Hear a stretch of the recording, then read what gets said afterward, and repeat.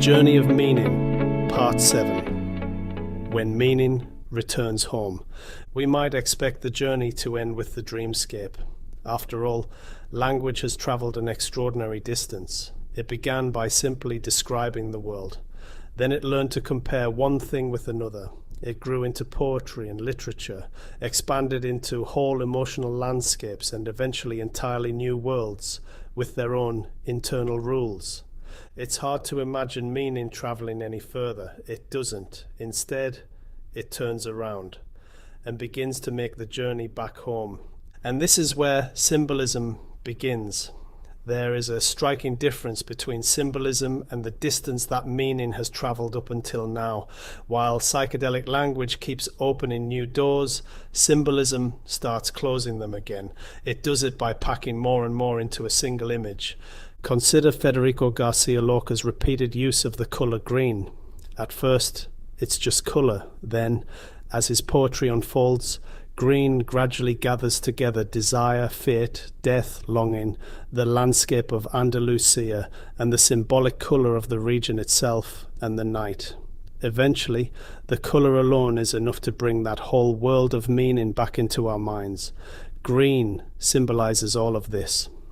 The same thing happens with W.B. Yeats's Jaya, turning and turning in the widening Jaya. On the page it's just a spiral, but within his poetry it represents cycles of history, the rise and fall of civilizations, political upheaval, and massive seismic cultural change, no different to what the world is going through now. One simple shape ends up carrying an astonishing amount of meaning, and so relevant to now. French poet Rimbaud does something similar with vowels, giving each one its own colour and emotional character. And Baudelaire fills the natural world with hidden correspondences, so that every flower, scent and landscape seems connected to something larger than itself. In Baudelaire's poetry, meaning behaves a bit like a mycelial network. Individual things may look separate, but beneath the surface they're all connected through an invisible web of relationships. And it is fascinating how these symbols bring meaning together. The symbol becomes a kind of meeting place where an entire world of ideas can be compressed into a single colour, a single shape, a single object or single image. And this is the final surprise of this journey. Metaphor usually begins with one thing and reaches out towards another. A road becomes recovery. Light becomes knowledge or clarity. A storm becomes conflict. Symbolism goes in the opposite direction. Instead of moving away from an object, it gathers an entire world of meaning back into it. If we look at it this way, the whole journey has a beautiful symmetry. It begins with stable perception, then meaning starts to travel. Metaphors connect one experience with another. Literature stretches those connections further. Stories and songs create entire worlds. Then the direction changes. The worlds are folded back into symbols.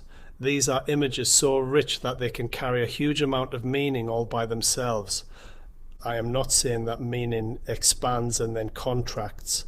It actually does both things. It moves outwards, creating new ways of understanding the world.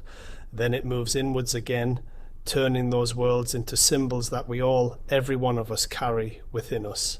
Meaning knows how to find its way home. The journey of meaning and relevance for health communication. So, what does all this mean for things like health communication and patient voice research? Well, think about it. Patients go on remarkably similar semantic journeys every day. They rarely begin with medical terminology. They begin with ordinary experience. It burns. I feel heavy. It's like someone is sitting on my chest. My thoughts are foggy. I've run out of batteries. These expressions are much more than colourful metaphors. They transform familiar bodily experiences, weight, heat, pressure, movement and visibility, into ways of communicating invisible experiences. Fatigue becomes empty batteries. Anxiety becomes drowning. Depression becomes darkness. Brain fog becomes literal fog. Recovery becomes climbing a mountain. The body becomes a landscape, and the patient becomes a traveller. This helps explain why communication between patients and clinicians can sometimes be difficult. Clinicians often speak in terms of diagnoses and physiology, while patients describe lived experience through metaphor. Successful communication depends on recognizing where each person is on that semantic journey. The same challenge appears in translation, linguistic validation, and AI. Literal word-for-word equivalence is rarely enough. Different languages may use different images, but they often preserve the same movement from familiar experience to abstract understanding. The journey of meaning, therefore, extends far beyond literature. It helps explain how people describe illness, how cultures communicate, how translators reconstruct meaning, and how AI should explain complex ideas.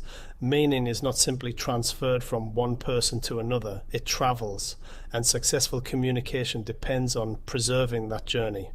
Thank you for listening. Mark Gibson, Kielder, United Kingdom, August 2026. Copyright asserted by Mark Gibson.